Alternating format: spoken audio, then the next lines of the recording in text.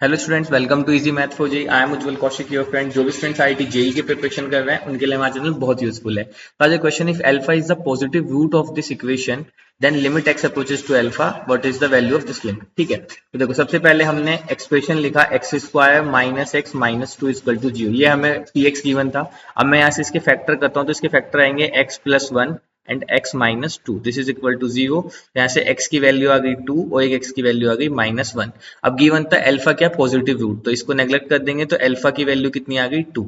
ठीक है, तो यहाँ से हमें लिमिट फाइंड करनी है, limit x approaches to 2 and this is 1 minus cos. अब देखो px की जगह पे मैं क्या पुट कर सकता हूँ, x square minus x minus two upon x. अब देखो अल्फा की जगह पे 2 रखेंगे तो 2 माइनस फोर माइनस टू, मैंने यहाँ पे डायरेक्ट लिख दिया।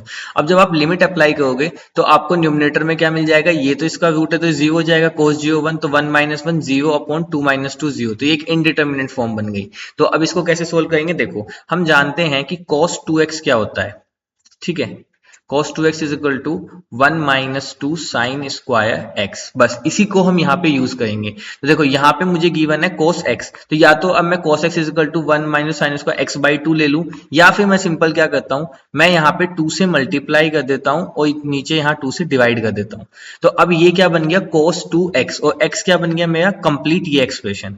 ठीक है, बस इसी को हम यहाँ पे यूज कर लेंगे। तो यहाँ से आ जाएगा limit x approaches to 2 under root of 1 minus, अब देखो cos 2x किसके इक्वल होता है, 1 माइनस टू साइन स्क्वायर, एक माइनस ऑलरेडी प्रेजेंट है तो ये जाएगा minus one plus two sine square x। अब x की वैल्यू क्या है, ये कंप्लीट येलो एक्सप्रेशन जो है, यानी कि x square minus x minus two upon two, upon नीचे कितना आ गया x माइनस टू। अब देखो इससे कैंसिल आउट हुआ तो इसका स्क्वायर रूट हटाएंगे तो यहां से आ जाएगा limit x approaches to, this is under root two, और यहाँ पे आ जाएगा साइन, और उसके साथ क्या आ जाएगा, देखो होल स्क्वायर तो कैंसिल हो जाएगा, यहाँ पे आ जाएगा सिर्फ इसके फैक्टर में लिख लूं तो x प्लस वन, या फिर इसको ऐसे ही लिखा दीजिए एक्स स्क्वायर माइनस एक्स, या लिख ही लीजिए फैक्टर अगली लाइन के लिए, यहाँ पे शॉर्ट कर लेते हैं।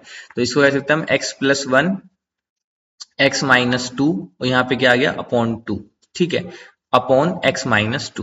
देखो कैसे हुआ, वन से वन कैंसिल हुआ तो एक्सप्रेशन बचा सिर्फ ये वाला। ठीक है, अब इसके ऊपर स्क्वायर रूट था तो टू के साथ स्क्वायर रूट तो यहाँ आ गया, और स्क्वायर रूट ने इसके इस स्क्वायर को कैंसिल कर दिया, जो ये स्क्वायर था ना और ये स्क्वायर रूट तो कैंसिल हो गया, तो एक्सप्रेशन बच गया सिर्फ sine X square minus x minus two by two, और X square minus x minus two को मैंने इस हेल्प से एक्स प्लस वन और X minus two by two लिख लिया।